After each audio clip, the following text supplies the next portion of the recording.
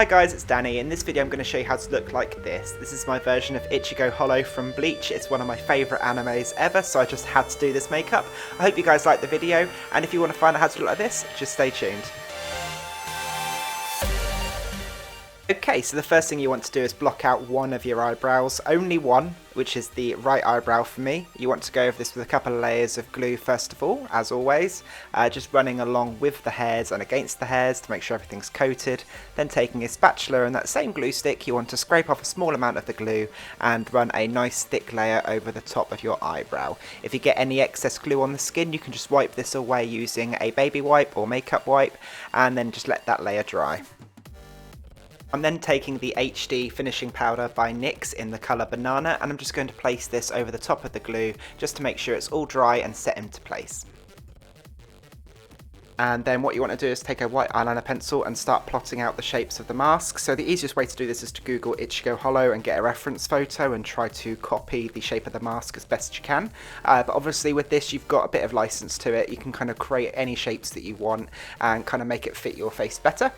So yeah, once you've basically done the base outline of the mask, you want to concentrate on the eye and create this really sort of angry, high arched eye socket type hole of the mask and connect that to the rest of the lines. Now Ichigo's also got these 3 lines coming down his forehead, which are later on painted red, and also 2 of these lines across his cheekbones, so you want to make sure you get those as well. But at the moment you should have a rough design that looks something like this.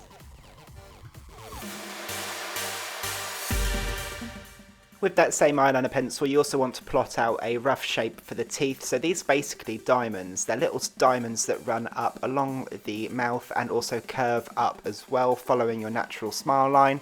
But you want to curve these round, and you want to do about 6 of these diamonds. I'm then taking Mehron's Paradise paint in white and using this to fill in all of that area. You want to obviously leave the teeth and the red stripes and everything like that and the eye socket completely free of the white, but you want to make sure you're getting a nice layer of this white. Now you might need to do 2 or 3 coats of this so that it's not patchy, because you really want a nice smooth finish of the white of the mask.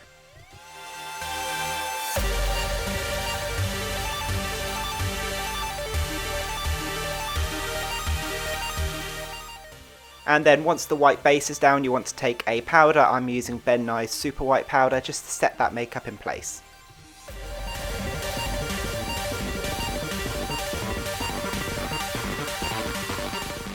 Then to make it look like the mask is sitting on top of the face and casting a shadow, I'm using this colour here, which is Hollow by NYX. It's in their highlight and contour kit, and I'm just using that on a small detail brush just to go along the outline of the mask to make it look like there's a shadow being cast down onto the face.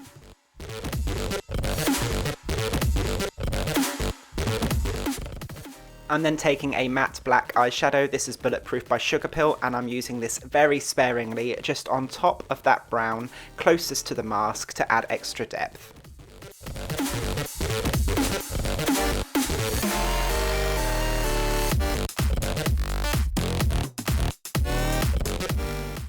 I'm then taking a black eyeshadow base from NYX, and I'm going to apply this all over the top of my eyelid and underneath my eye as well. Now this is going to be really good because this is going to make sure that we don't get any creasing on the eye. So you want to put the black colour base down first of all, and then set this with that same black eyeshadow by Sugarpill.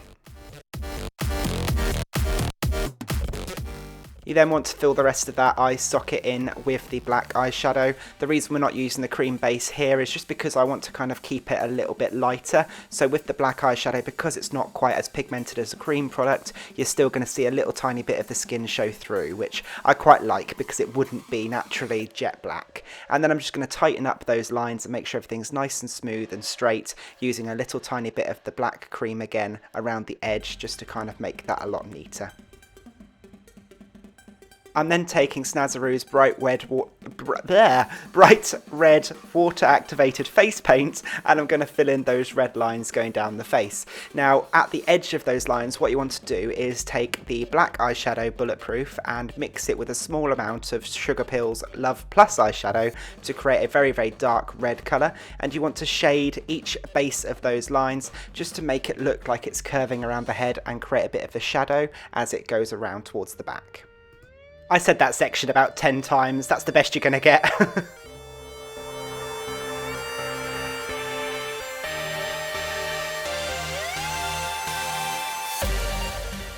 So for the teeth, I just very quickly outlined them with the brown contour shade just so that I know where the white paint is going to go, and then filled each tooth in using the white face paint and shaded them using a light grey eyeshadow from BH Cosmetics. Now once you've shaded each tooth, you want to outline them using a black face paint. Here I'm using the Kryolan Aqua colour face paint again and a very small detail brush, and you want to make these lines incredibly thin, just going all around each tooth. But once each tooth is done, you should have something that looks like this, and then you can start working on highlighting and shading the teeth. So for the highlight, I'm just dotting on a little bit more of the white face paint over the top, just to kind of add a little bit more dimension and make them look like they're popping out of the mask a little bit.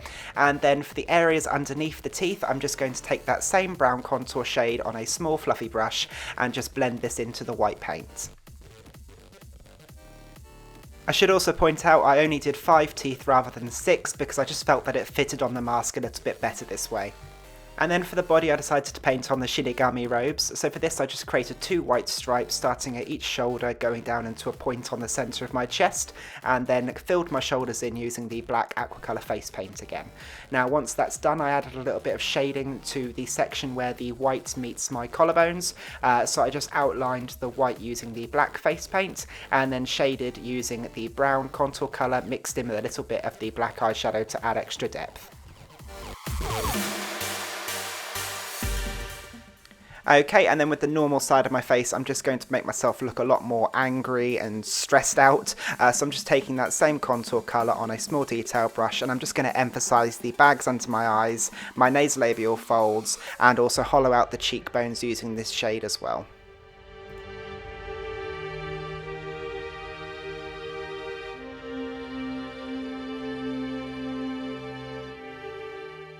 So then to finish off the look, I applied a red wig and 1 yellow contact lens. This is the yellow panther contact lens from Camoeyes.com. I'll leave a link to them in the description bar below. But yeah, once the contact and wig is on, then you're done. This is the completed look. I hope you guys liked this video. Remember to rate, comment and subscribe, it really helps me out. And also let me know in the comment section down below if there's any other videos you'd like to see from me anytime soon, and I'll get on those for you.